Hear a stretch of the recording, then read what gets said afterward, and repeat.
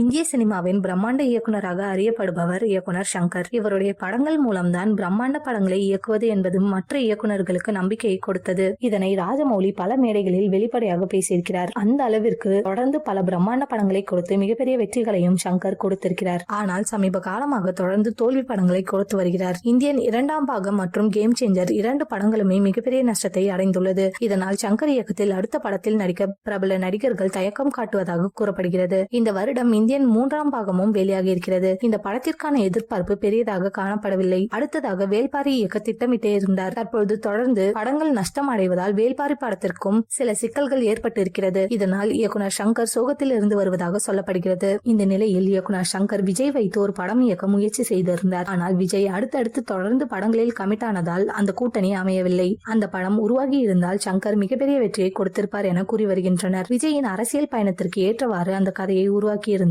சங்கர். தற்போது விஜய் தன்னுடைய அரசியல் கட்சி ஆரம்பித்து தீவிரமாக செயல்பட்டு வருகிறார். தற்போது அவருடைய அரசியல் பயணத்திற்கு ஏற்றவாறு இந்த கதை இருக்கும் எனவும் கூறி வருகிறாராம். விஜய் நடிக்க சம்மதம் தெரிவித்தால் மீண்டும் சங்கர் முன்னணி இயக்குனராக வலம் வருவார் என கூறப்படுகிறது. இந்த படம் முதல்வன் 2ஆம் பாகமாக இருக்கும் என சில தகவல்கள் தெரிவிக்கின்றன.